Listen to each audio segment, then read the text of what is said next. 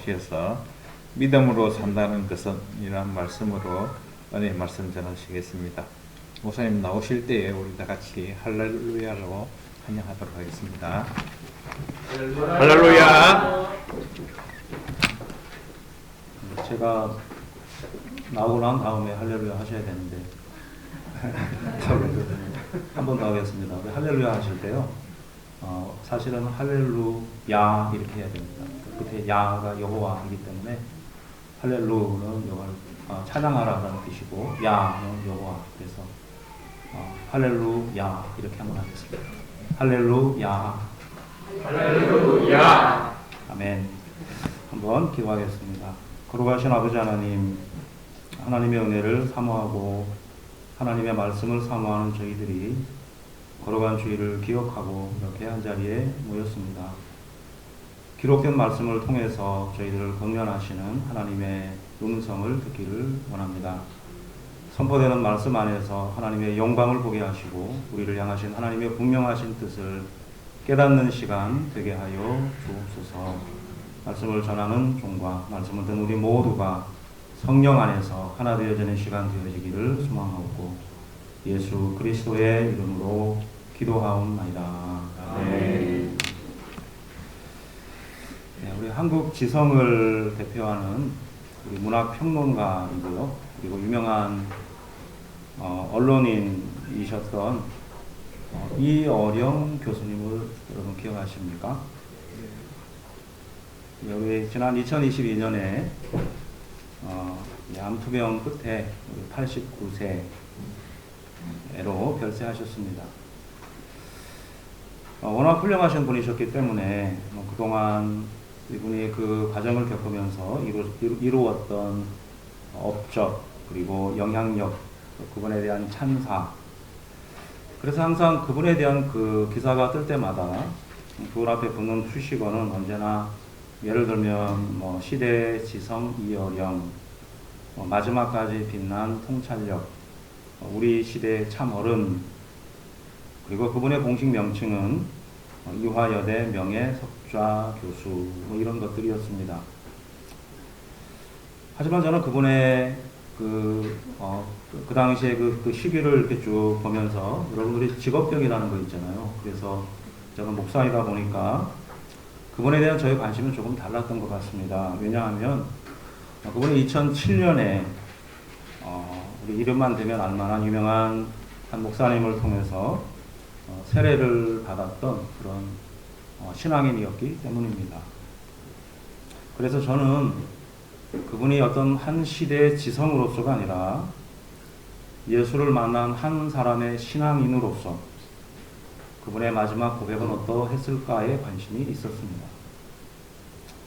그래서 많은 그분에 대한 기사들을 보면서 이분이 예를 들면 세례를 받게 된 동기가 우리 이어령 교수님의 따님이 이미나 목사님이시거든요. 그런데 그분이 그 한때 실명 위기에 있었고, 그래서 우리 이어령 교수님이 썼던 책 가운데 지성에서 영성으로 라는 책이 있습니다. 거기에 보면 내 딸의 눈을 뜨게 해줄 수만 있다면, 내 딸이 계속해서 볼 수 있게만 준다면 저의 남은 생을 주님께 바치겠습니다.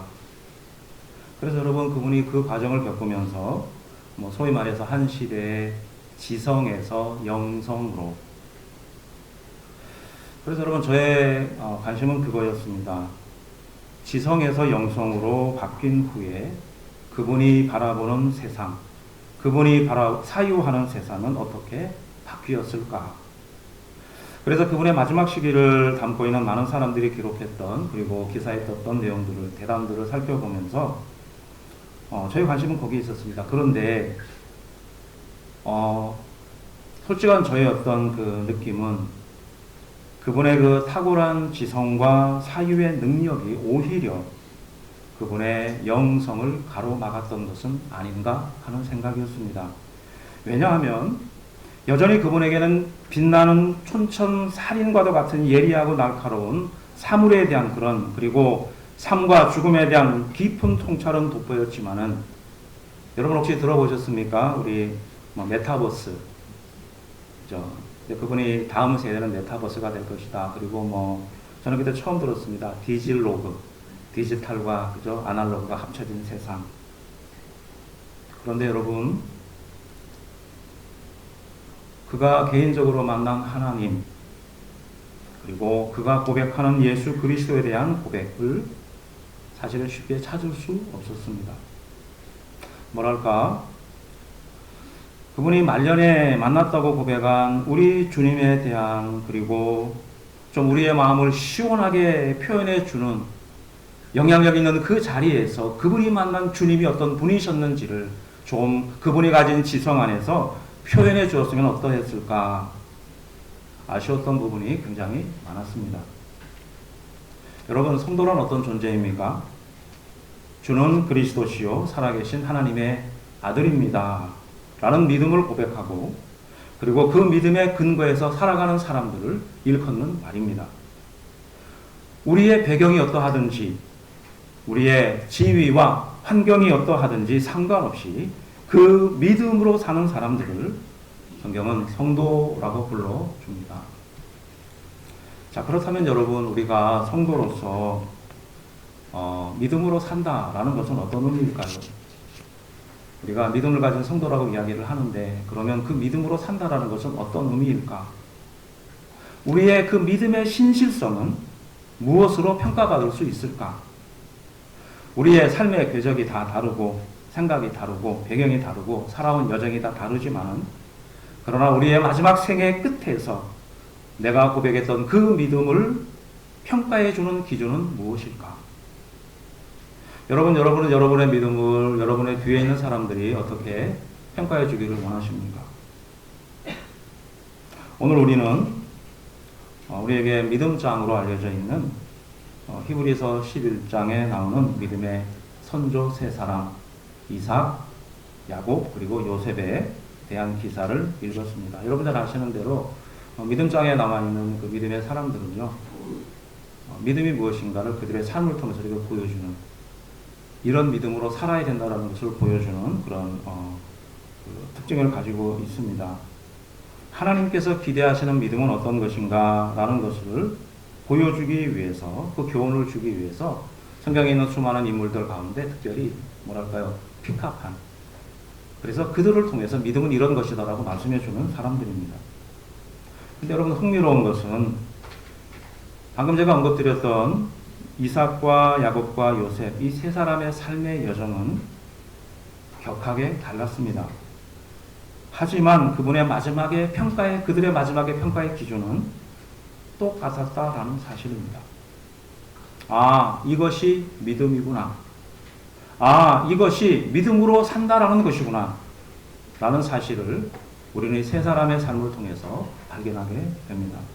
저는 오늘 방금 읽었던 본문의 말씀을 통해서 믿음으로 산다는 것은 이라고 하는 제목으로 하나님의 말씀을 선포하고자 합니다.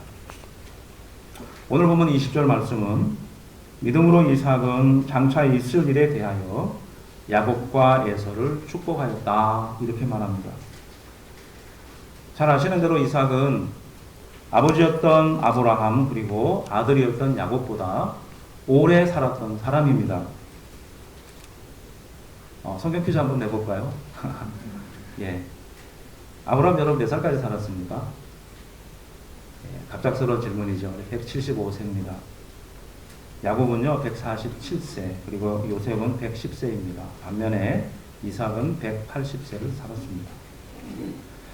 아브라함이나 야곱이나 그의 손자 요셉보다 훨씬 더 많은 생애를 살았지만은 성경에 이삭에 대한 기록은 그렇게 많이 나오지 않습니다. 우리 창세기 26장, 27장 달랑 두 장에 걸쳐서 이삭의 이야기를 하고 있습니다. 예를 든다면 여러분 아브라함 같은 경우는요 12장부터 25장까지 14장에 걸쳐서, 그리고 야곱은 28장에서 35장까지 8장에 걸쳐서, 그리고 요셉은 37장에서 50장에 이르기까지 14장에 걸쳐서 장황하게 기록하고 있습니다. 여러분 거기에 비하면 이삭의 삶은 정말 턱없이 짧습니다. 다시 말씀드린다면 우리가 이삭에 관한 한 적어도 이삭의 삶에 특별히 드러낼 만한 특별한 사건이 없는 사람이 이삭이었습니다. 그래서 여러분 어떤 신학자는 이삭을 가리켜서 이렇게 말했습니다. 특별한 아버지 아브라함의 특별함이 없는 아들, 그리고 특별한 아들이었던 야곱의 특별함이 없는 아버지, 그가 바로 이삭이었다, 그렇게 묘사합니다. 하지만 여러분, 그런 이삭이요 당당하게 오늘 이 믿음장에 믿음의 사람으로 그의 이름을 올리고 있습니다. 우리 하나님은 자신을 계시하실 때 나는 아브라함의 하나님, 야곱의 하나님 그렇게 하지 않으셨습니다. 자신을 계시하실 때마다 나는 아브라함의 하나님, 이삭의 하나님, 그리고 야곱의 하나님이다, 그렇게 말씀하셨습니다. 여러분, 사실은 평범한 신앙이 더 어렵습니다. 남이 도와주지 않기 때문에 믿음을 가지고 그 자리를 지키는 것은 훨씬 더 어렵습니다. 우리 인천 상륙작전 하면 여러분 메가더 장군 떠오르고요. 노르만디 상륙작전 하면 아이젠하워를 떠올리지만은 그 전쟁의 승리를 위해서 그의 뒤에는 이름도 없이 산화한 수많은 무명의 용사들이 있다는 사실을 우리는 알고 있습니다. 여러분, 엘리야 선지자를 기억하십니까? 아합 왕의 아내였던 이세벨이 엘리야를 죽이기 위해서 그 소식을 듣고 엘리야가 광야로 도망갑니다. 근데 여러분, 도망가다가 엘리야가 가만히 생각해 보니까 이 땅에 바알에게 절하지 않은 사람은 자기 혼자만 남은 것 같은 거예요. 자기만 이제 남았구나라는 생각이 드는 거예요. 그래서 하나님 앞에, 하나님 저만 남았습니다, 저도 죽여주십시오 그랬을 때 여러분, 하나님께서 뭐라고 말씀하셨습니까? No. 너 말고도 바알에게 절하지 않은 7,000명이 남아있다. 여러분, 그 7,000명의 삶은요 훨씬 더 어려운 삶이에요. 평범한 신앙이 더 어렵습니다. 사람들의 인기나 관심에는 철저하게 차단된 채 올곧게 하나님만 바라보는 신앙이어야 하기 때문에 오히려 평범한 가운데에서 자신의 신앙을 지키는 것은 훨씬 더 어렵습니다. 여러분, 그냥 우리 신앙 가운데 묻어가려고 하면 쉽잖아요. 그죠? 그런데 보이지 않게 신앙의 길을 걸어가려고 하면 평범한 삶이 더 어렵다라는 것입니다. 자, 그러면 여러분, 이삭은 어땠습니까? 이삭의 믿음을 이야기할 때 이삭의 믿음은 평범한 가운데 꾸준함이었을까요? 오늘 본문의 말씀을 보면 믿음으로 이삭은 평범한 가운데 꾸준한 신앙생활을 했으며 그렇게 말하지 않습니다. 오늘 본문은 분명하게 믿음으로 이삭은 장차 있을 일에 대하여 야곱과 에서를 축복했다, 이렇게 말합니다. 여러분, 이 구절이 주는 의미가 무엇일까요? 이삭의 전 생애를 뒤돌아보고 추적해 가면서 이삭의 그의 전 생애 가운데 그가 하나님 앞에서 믿음으로 살았다라는 사실을 기억하게 하는 유일한 사건, 이삭의 생애 가운데 그의 믿음을 가장 잘 보여주는 유일한 사건이 무엇일까? 히브리서를 기록하고 있는 히브리 저자는 이삭의 전 생애 가운데 그가 믿음으로 살았던 것을 가장 잘 보여주는 사건을 그가 야곱과 에서를 축복한 일이다, 이렇게 말하고 있는 것입니다. 여러분, 창세기 27장에 보면 이삭이 장자의 복으로 축복하려고 했던 아들, 겉으로 볼 때는 야곱이었잖아요. 근데 여러분, 그때 이삭이 처음에 야곱을 축복할 때 그 야곱이 누군 줄 알았을까요? 에서인 줄 알았어요. 그가 야곱을 축복했던 이유는 그가 야곱이었기 때문이 아니라 눈이 침침했던 이삭을 야곱이 속였고, 그래서 이삭이 야곱을 축복할 때까지만 해도 그는 에서에게 축복하고 있다고 생각을 했습니다. 그런데 여러분, 도대체 이런 과정 속에서 이삭의 믿음이 도대체 어떤 믿음이었다는 말일까요? 히브리서 저자가 주목하는 것은 이삭이 야곱에게 속았다는 사실을 알고 난 다음의 태도입니다. 형 에서가 야곱이 아버지 이삭을 속인 것을 알고 아버지 이삭에게 찾아갑니다. 그래서 아버지, 제가 에서입니다. 야곱이 아버지를 속였습니다. 저에게 축복해 주셔야 합니다. 여러분, 그렇게 했을 때 이삭이 뭐라고 말했는지 혹시 기억하십니까? 뭐라고 했을까요?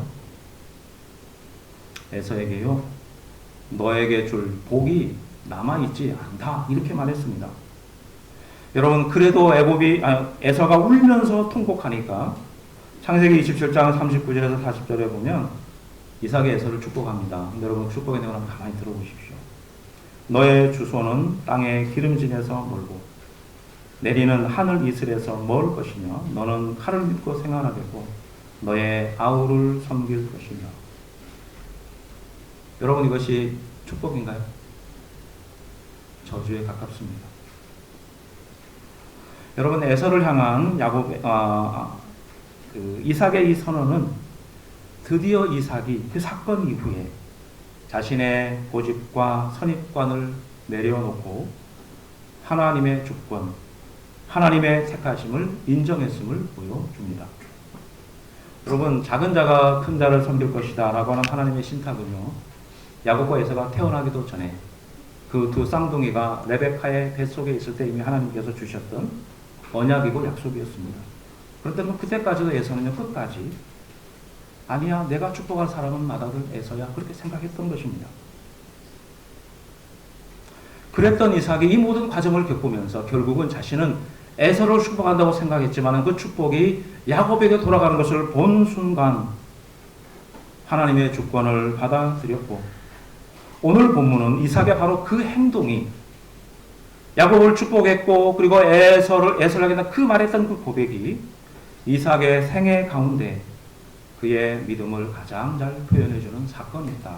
이렇게 소개하고 있는 것입니다. 여러분, 이것이 오늘 본문이 이삭은 믿음으로 야곱과 에서를 축복했다라고 기록한 이유입니다. 사랑하는 여러분, 믿음이 뭘까요? 믿음은요, 나의 지성을 믿는 것이 아닙니다. 믿음은요, 내가 생각했던 어떤 것을 붙잡고 하나님이 이것을 이루어줘야 된다고 생각하는 자기 확신이 아닙니다. 종종 여러분, 우리가 믿습니다라는 고백을 하잖아요. 그런데 혹시 여러분 그렇지 않나요? 어떤 때는요, 내가 믿습니다라고 말하는 그 사실을 믿고 싶어 해요. 성경을 보면 여러분, 믿으면 언제나 대상이 있고 내용이 있습니다. 우리가 믿는 믿음의 대상은 우리의 구원자이신 예수 그리스도 그분이시고, 우리가 믿는 믿음의 내용은 그분이 우리를 위해서 행하셨던 일, 예수 그리스도께서 어떤 분이신지, 그리고 그분이 우리를 위해서 어떤 일을 행하셨는지에 대한 그 내용을 믿는 것입니다. 그냥 종종 우리는 우리의 신념을 믿잖아요. 내가 가진 어떤 것들을 내가 그래서 해 주셔야 됩니다.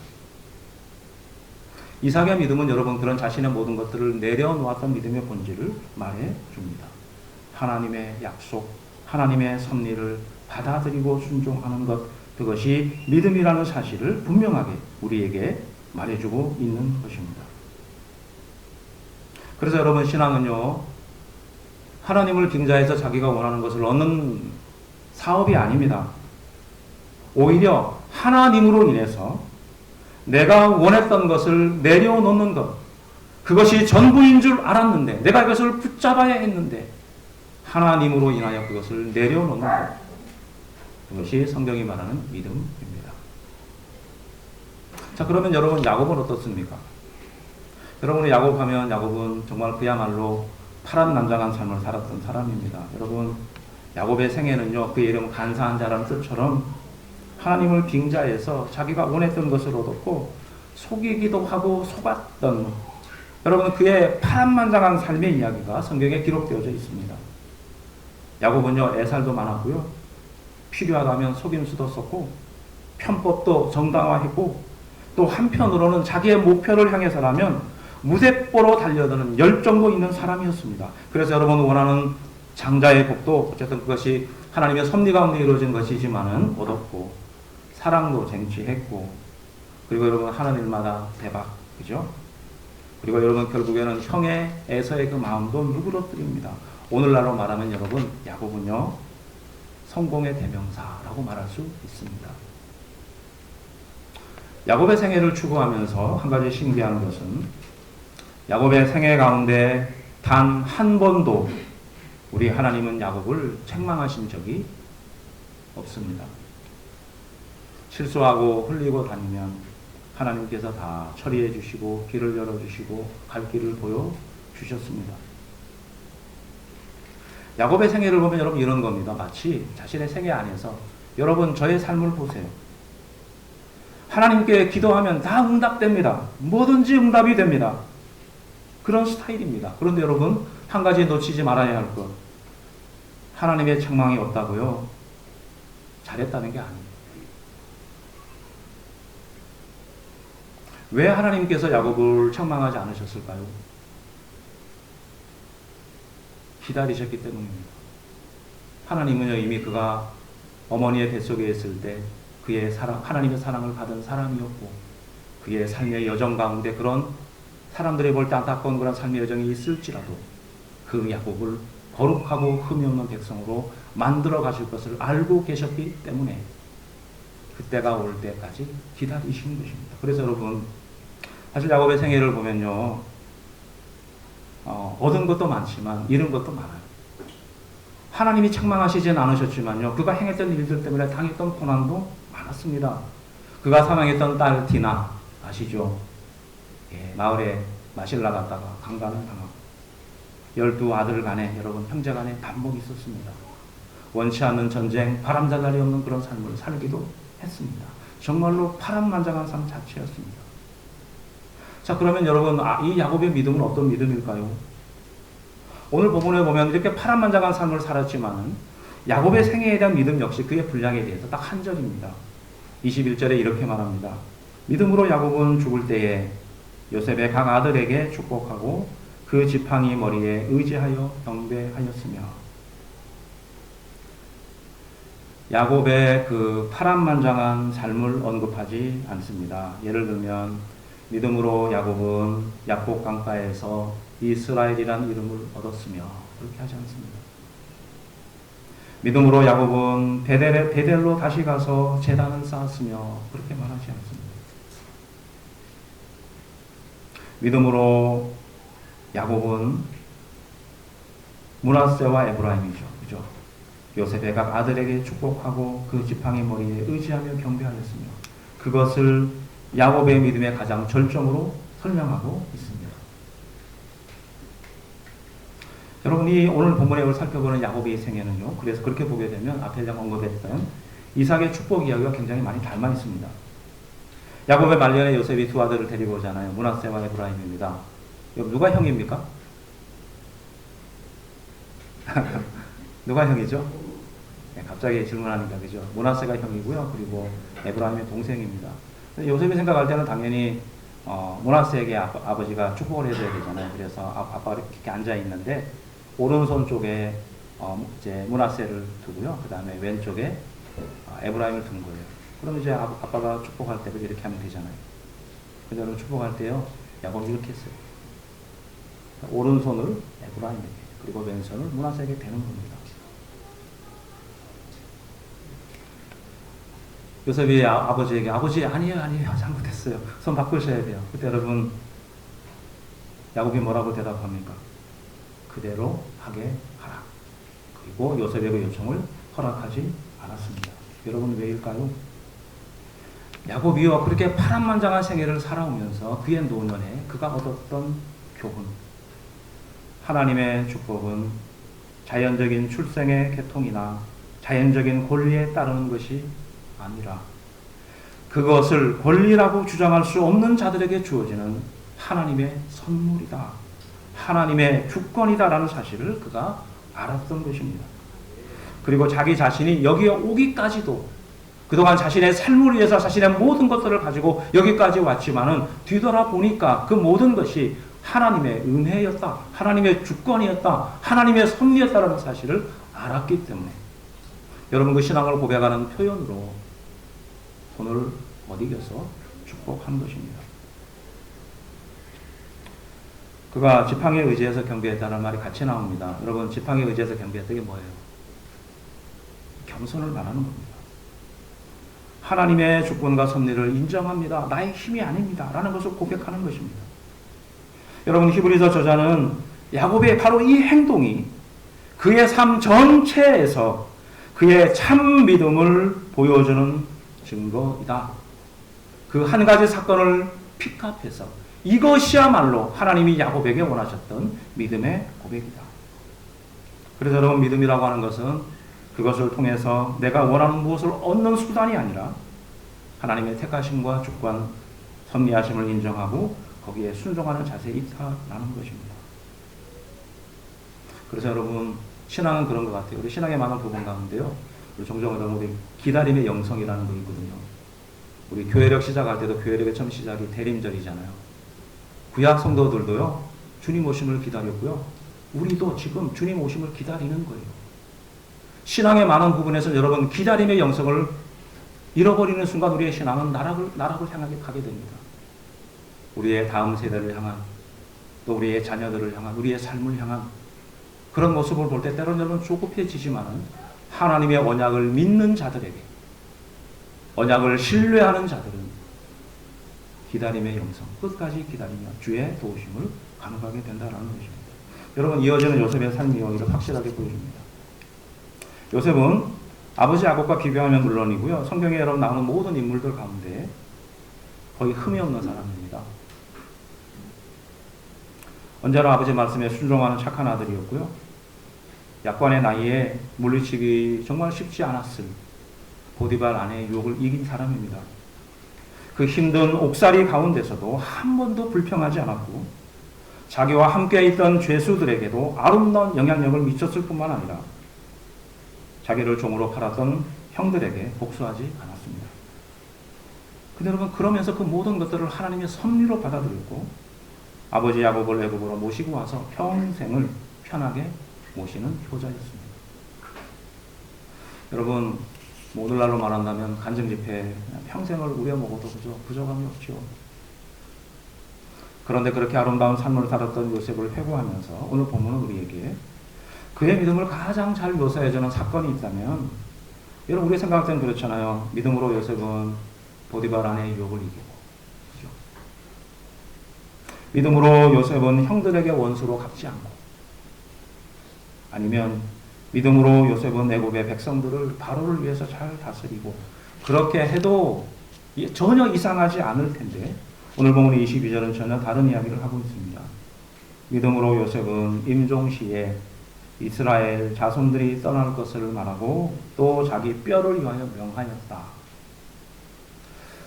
우리 창세기 50장 24절 이하에 보면 요셉이 죽기 전에 했던 그의 마지막 유언이 나옵니다. 그런데 여러분, 요셉의 마지막 유언은 두 가지입니다. 첫 번째는요, 여기 애굽이 너희 본향이 아니다, 이야기를 합니다. 지금 요셉이 국무총리로, 그리고 그 자손들이 지금 정말 모든 것을 누리며 살아가고 있잖아요. 한편으로 보면 여기가 우리의 본향이다라고 말할 수도 있을 텐데 요셉이 그렇게 말하지 않습니다. 하나님이 약속하신 땅은 약속의 땅이다, 여기가 본향이 아니다 라는 사실을 분명하게 이야기하고요, 하나님께서 너희 조상 아브라함과 이삭에게 약속하셨던 그 땅, 나의 아버지 야곱이 머물렀던 그 땅으로 돌아가야 한다. 그게 첫 번째 유언이고요. 두 번째는요, 그렇게 너희들이 떠나게 될 텐데 갈 때 너희만 가지 말고 나의 유골도 함께 가지고 가라, 이겁니다. 여러분, 히브리서 본문을 기록하는 히브리서 저자는요, 아까도 말씀드린 대로 그렇게 아름다운 삶을 살았던 요셉의 전 생애를 묵상하면서 그의 삶에 나타났던 믿음의 본질이 무엇인가, 그의 삶에 나타났던 행위 자체에 있는 것이 아니라 본향을 사모하는 믿음, 지금 여기가 아니라 지금 여기를 넘어서 가야 할 영원한 나라를 사모하는 믿음에 있다. 그리고 그 고백이야말로 요셉의 믿음을 가장 잘 표현해주는 사건이다, 이렇게 말하고 있는 것입니다. 여러분, 오늘 본문에 이삭과 야곱 그리고 요셉의 믿음을 언급하는 시기가 우리의 이목을 끕니다. 여러분, 이삭의 믿음은 그의 노년에 야곱과 에서를 축복한 일의 관계가 있고요, 야곱의 믿음은 그가 죽을 때 요셉의 두 아들 에브라임과 므낫세를 축복한 일과 관계가 있고, 요셉의 믿음은 그의 임종시의 마지막 유언과 관련이 있습니다. 여러분, 인생의 마지막에요, 우리 뒤에 남아있는 세대들이 있잖아요. 남아있는 세대들을 향해서 하나님의 복을 빌 수 있다라는 것은 그 죽음의 순간조차 내가 하나님의 은혜 안에 있다라는 사실을 보여주는 강력한 증거입니다. 자기 앞에 놓여있는 영광, 여러분, 그 영광을 보고 있기 때문에 그 영광을 뒤에 있는 세대에게 전해주고 나누어주기를 원하는 넉넉함, 평안함, 풍요로움이 이들의 축복 가운데 느껴집니다. 여러분, 내가 확신해야 전할 수 있잖아요. 성경에 나타나는 여러분 이런 이제 방금의 사건들을 보게 되면 남아 있는 자가 죽는 자를 불쌍히 보거나 안타까워하지 않습니다. 오히려 반대로요. 하나님의 나라에서 가는 자가 남아 있는 자에게 그동안 자기가 받았던 은혜와 복을 전수해주고 있습니다. 내가 만난 하나님 은혜, 사랑을 축복이라는 행위를 통해서 표현하고 전해 주는 것입니다. 내가 살아 생전에 내가 고백했던 그 믿음이 거짓이 아니라는 사실을,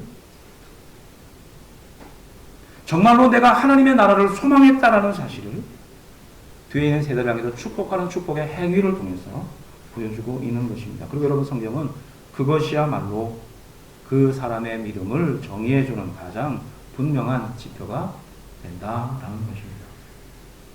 그러고 보면 여러분, 정말로 평범한 삶을 살았던 이삭이나 질풍노도의 삶을 살았던 야곱이나 거의 흠을 찾아볼 수 없는 삶을 살았던 요셉이나 다 똑같이 믿음의 반열에 그 이름을 올리고 있다라는 사실이 놀랍습니다.